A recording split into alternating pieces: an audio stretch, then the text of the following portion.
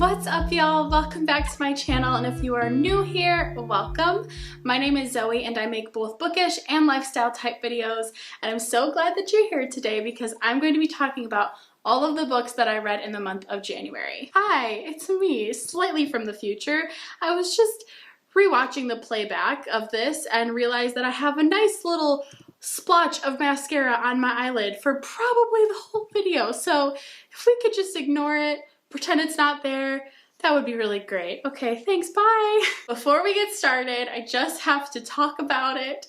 I am filming at night and it feels really weird. And I apologize if this is unusual and not your preference for style of videos, but to be honest, I do not have any time during the days of this week to film, so nighttime it is. I'm working with what I got and I hope that this is okay. I don't plan to be filming most of my videos at night, but right now with the sun just going down earlier, it's so much harder for me to get on a good filming schedule regimen, especially as I am bringing back wrap-ups and TBR videos into my channel. So that is the explanation. I know it's a little weird. I usually don't film at night unless it's during a vlog, so that's why we're here. I tried to use the light and make everything cozy to still look good, so hopefully it's okay and the lighting is okay and the sound is okay and everything is just okay. It's literally 9:45 p.m. on a Monday and I'm filming and it feels so weird. So we're just gonna roll with it. But yes, hello, welcome. It is officially February, which is so weird. I cannot believe January has already flown by. In January, I read 8 books, and I'm here today to talk to you about all 8 of those books. I'm going to try to go in order if I remember what order I read them in.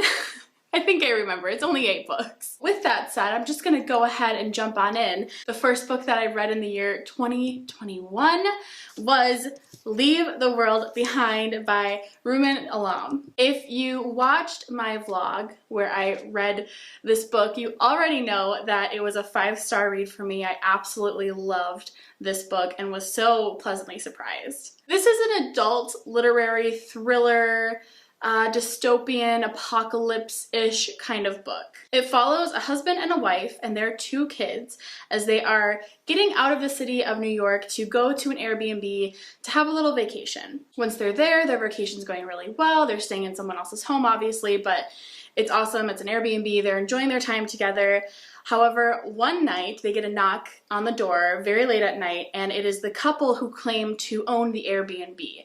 And they are saying that there is a citywide, like, mass blackout in New York City. And the only place that they could think of to come to be safe was at their house outside of the city.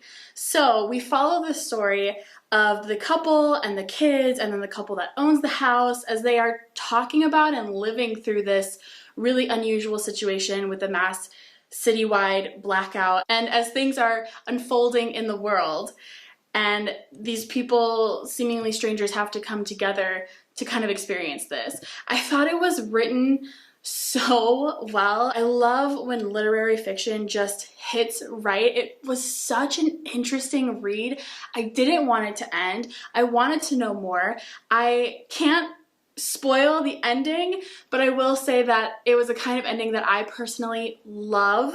I just thought the writing was masterful in the sense that even though I could see how some people did not like the ending, I think that it was so tastefully and well done because the author really gave us the ending before the ending was even the actual end. That doesn't really make any sense, but if you've read this book, I think you know what I mean. I just loved it so much. If you love a good literary type of thriller, a take on just characters and how they react and how they deal with other people in their lives, it was so good. Absolutely loved it. 5 stars. I can't believe my first read of 2021 was a 5-star read, but I'm so glad it was this one. The next book that I read in the month of January was The Nesting by CJ Cook. I saw this floating around Instagram and I caught a glimpse of the synopsis, and all I saw was atmospheric, Norway, scary things go bump in the night, babysitter, and I was just sold. I was 100% sold. I immediately bought the book from Amazon, and pretty much as soon as it got here, I started reading it. This book reminds me of Turn of the Key a little bit. I would say like Turn of the Key meets Haunting of Hill House vibes. Basically, we are following the story of a girl who is an unreliable narrator, and she essentially, to get out of a bad situation, lies and pretends to be someone else to snatch up a nannying job that will allow her to make money, give her a place to live, all of that stuff. So we follow her on her journey as she travels to Norway to live in this very large, like, eco-friendly house, who the husband, who is also a recent widower, is actually the architect of. So he is building this very, like, eco-friendly, amazingly stunning house, like, into the cliffside of where they're at. The girl who's the nanny learns that the wife has died recently and it was actually from suicide. And she also herself struggles with depression, suicidal thoughts, and having attempted suicide herself. So she feels like a connection to this wife, even though she's not around. She starts kind of uncovering clues of what she think might have actually happened to the wife. Like, she doesn't actually think that she took her own life. So we're following this story as it unravels. I will say major trigger warning, obviously, for depression and suicide, those kinds of topics. It was not a bad book. It wasn't my favorite mystery thriller, little bit of paranormal vibes. It wasn't my favorite. There's just something that was missing from this book. I will say if you really liked Turn of the Key, that this would be a really fun one to read. I definitely got through it really fast. There were a lot of parts that were very much descriptive of just this home that he was building, which I thought was really fascinating. We're also getting like a dual timeline, so we're actually seeing times from when the wife was still alive as well. So we're actually seeing her story unfold as we get closer to the end as well, which I thought was really fascinating. There's just something that was lacking in this story for me. I think maybe originality, shock factor wasn't really there. Just, it's a little bit immemorable, which is sad. I enjoyed it, but I just don't think I'm going to remember it as time goes on. So for that reason, I did go ahead and give it like a 3 out of 5 stars, maybe 2.5. We'll go with 2.5 out of 5. The next couple of books that I read were actually shorter reads. One was a manga, one was a graphic novel, and one was a short little essay, a little high school commencement speech. And I actually read that for a little 24-hour readathon I did back in July, January. Every time. So I did this vlog back in January, and I will link it down below if you haven't watched it. And it contains all of my in real time thoughts as I read these books. But the first book that I read was called Eat and Love Yourself by Sweeney Boo. And this is a graphic novel that follows the story of our main character, Mindy. She is someone who has struggled with an eating disorder, with body dysmorphia, self-esteem issues, and she stumbles upon this one magical chocolate bar that basically allows her to sort of relive moments in her life that led up to her developing the eating disorder that she now has. If you watched that vlog, you already know my thoughts, but I was really disappointed with this book and how it actually handled eating disorders. I thought the ending was so flat, and I don't want to give anything away in case you want to read it, but I will say that if you are someone who struggles with eating disorders, body dysmorphia, self-esteem issues, this wasn't necessarily a book that was encouraging to read. I'm someone who struggles with those things, and I wanted to feel like encouraged and empowered, and I just felt kind of sad after I read it, honestly. With a story like this, there's so much ability to be able to speak into those things and also show how the main character goes and gets help, but that did not happen. I want to ruin the ending so bad because it was what really hindered my ability to enjoy this book, but I won't. In case someone wants to read it, I will just say that I think it could have handled the topic much better. I don't think every book that handles this topic has to end in a specific way, but this one was trying to, and it didn't, and I think that's what bothered me the most. So for that reason, I actually ended up giving this one like a 1 or a 2 star. I think I liked it because of the art style. Some of it felt really relatable. Some of it did pull emotions out of me, and for that reason, I think I gave it like a 2 out of 5, but it was a little problematic, which is why I rated it so low. The next book that I read was In Conclusion, Don't Worry About It by Lauren Graham. It's this little tiny short book, and it includes the commencement speech that she wrote for her high school back in 2015 or sometime, and also little tidbits after that. So it's not just speech, it's a little bit of her expounding on it as well. I actually really liked this. I might be slightly biased because right now I'm actually rewatching Gilmore Girls. I'm in the 7th season and I'm so sad because I'm so close to being done with it, but I am loving this show right now.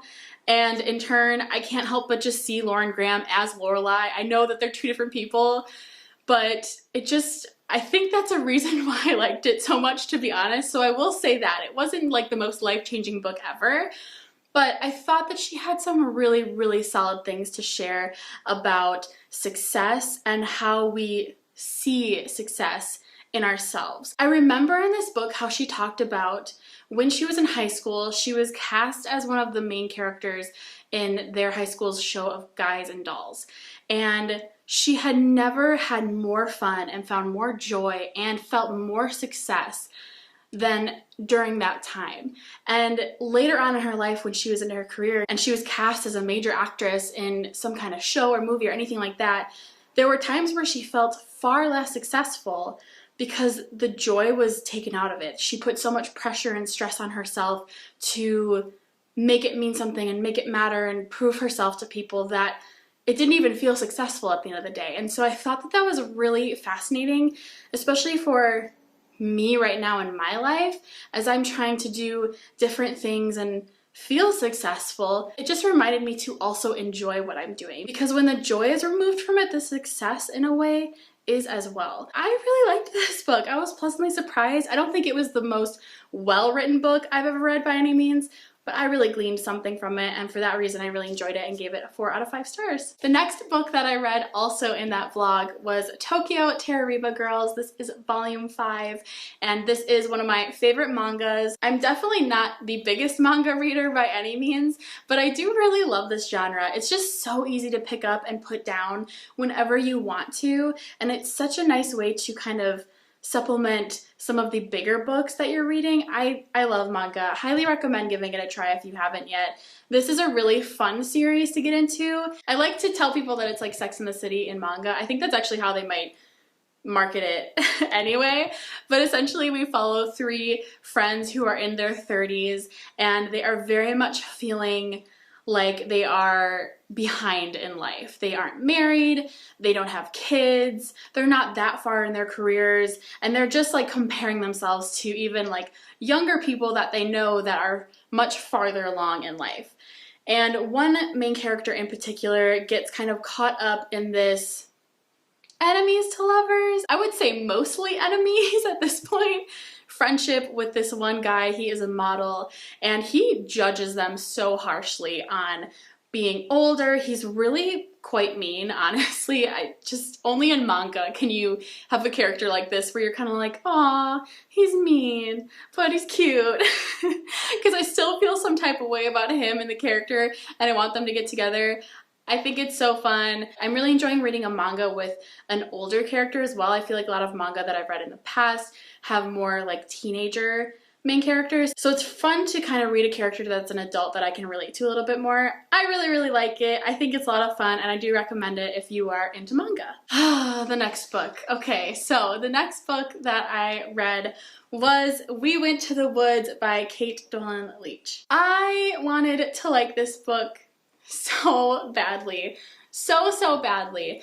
I bought it because on the Amazon page of this book, it says for fans of The Immortalists and The Secret History. And I've never read The Secret History. I don't really have a desire to, but if you know, you know that The Immortalists is my favorite book of all time.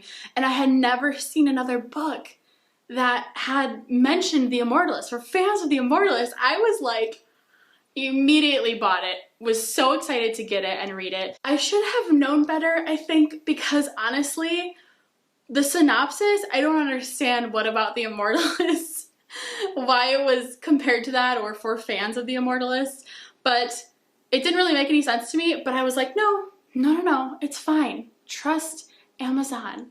It'll be fine. You're gonna love this book. It's gonna be the writing. It's gonna be so good. Just read it. So I read it.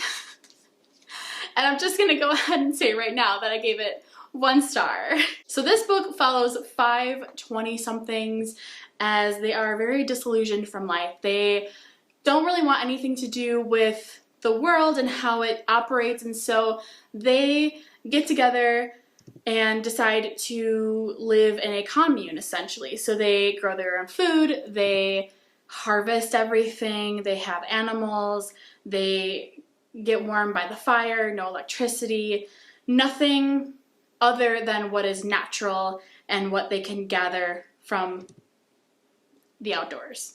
I don't mind that concept. I actually was very intrigued by the concept of that, and I thought, wow, that's gonna be really fascinating. I wonder how that's gonna play out. I wonder if I'm gonna get really connected to these characters, if they're gonna have just like really deep, meaningful, like existential, just conversations, philosophical. I'm here for it, I'm ready. And it was none of that. It was none of that. I hated all of these characters, and I do not like the word hate. I don't often hate, but I hated these characters. I am not someone who has to necessarily like the characters in order to enjoy the book, but because this is more of a literary fiction type of novel, I want to feel at least invested in these characters in some way to kind of understand where they're coming from and to glean something from. And that was just not the case at all. All of these characters were incredibly pretentious, and they were supposed to be. I will say that. They were supposed to be that way. I don't think they were necessarily supposed to be likable characters, but I don't understand the point of this book. What was I supposed to get from this book? I just... All of that to say, I didn't like this book. I was so let down. The writing was okay. The plot was okay. Everything was very okay. But the fact that I couldn't invest myself into any one of the characters left me just feeling very down about this book. And I cannot, in good judgment, recommend it to anyone. I did not enjoy it, and it was a 1 star. Sad day. The next book that I read in the month of January was this guy, The Midnight Library by Matt Haig. So I read it, and unfortunately I am probably in the smaller percentile of people who did not really enjoy this book that much. Before I get into it further, I will say that this is a very personal book. This is a very good book, and I would recommend it to anyone. It's a good book. It didn't work for me, and there's a couple reasons why. So this book follows the story of our main character, Nora, and right as we're getting into the beginning of the book, we are realizing that she is planning and about to take her own life. Once she does that, she is then transported into the Midnight Library, where she essentially has an seemingly endless library of books that represent her life and the regrets in her life. There's one big book that is like all of her regrets in one, and it's ever changing and kind of fluctuating and flowing. And she also has a kind of like spirit guide, if you will, like a librarian person who kind of assists her. She is able to basically decide to go back on one of her regrets, like, oh, I regretted never becoming an Olympic swimmer. So she's able to kind of jet back into that time and become the Olympic swimmer that she regretted she never did, and kind of like try on that life. And then when that doesn't work out, she'll kind of go back and try on a different life. And so that's kind of how the story goes. Obviously, this is an adult literary fiction, sci-fi elements, fantasy elements, whatever you want to call that. So one thing that really bothered me, I don't consider myself a picky reader. I really don't. Especially when it comes to fantasy. Like, I don't often love a lot of fantasy, but I don't necessarily get picky about it because I typically sum it up to just me not kind of being able to like get there. But one thing that really bothered me, and this is probably so dumb, is that all I could keep thinking when she was trying on these like other lives of hers, these different kind of like butterfly effect lives, was like, of course she's uncomfortable in that life. So when she gets transported to that life, she doesn't have any recollection. Like, it's like herself as she is right here and now jumping into that life. So it's kind of like a secret identity sort of thing. Obviously it's her own life, but she kind of has to jump into it and figure out what's going on. Every single time she was like so uncomfortable and realized how unhappy she was. And all I could think about was like, of course she's uncomfortable and unhappy. She doesn't know what this life is supposed to be like. Like, that didn't make sense to me. Please feel free to like expound on that in the comments if you think I'm misunderstanding what was happening there. But it just didn't like make sense to me. Like, of course she didn't like those lives because they weren't really hers, because it wasn't what she was going through in her root life, if that makes any sense at all. So I know that that's really picky and probably super petty, but it was one thing that I just couldn't really get over. Also, as someone who personally struggles with depression, I thought I was gonna really have this like connection to Nora, especially the first couple pages before she gets to the Midnight Library. I was like, oh, girl, like, a lot of these things I feel too. It actually got me into a little bit of a funk when I read this book, because some of the things, I'll just say it, like some of the things that she has said or thought, like I have thought those things too. And so I was like, oh man, I get her. Like, I'm gonna love this book. I'm gonna cry. It's gonna be great. It's gonna be a good time. And as the story went on, I just felt less and less invested in her. And because it's a literary fiction and because it's a character-driven story that is intended to have a moral message, something that is hopeful and meaningful and heartwarming and really kind of like grips you, because that wasn't there for me, it really hindered my ability to enjoy the rest of this book. It's kind of hard to discuss more of this book without spoiling it, so I'll wait until our live show discussion in my book club on Friday with this book. But one thing that I also mentioned when I read this in my vlog was that because I am a Christian and because I see the world through a certain lens, through a certain worldview, the hopeful messages or the story in this book didn't quite grip me, because my hope and my life is rooted in something different than Nora's. And that's okay. And that's why I said that this book is really going to work for a lot of people. And I still do highly recommend it, because there are some really solid messages, especially about regret and how you live your life. All of those things, absolutely great messages. But again, because this book was marketed and because this book was supposed to be something that left you feeling hopeful, I didn't have that same connection just because of who I am and my worldview, if that makes any sense. I hope that makes a little bit of sense. Maybe I'll be able to expound on it a little bit in our live show discussion, but I don't hate this book. I thought it was a well done book. I absolutely understand why people really, really loved it. For me, the connection was not there, so I did go ahead and give this a 3 out of 5 stars. Okay, and we are at the last book that I read in the month of January, and that book was another graphic novel, and it was so good. So good.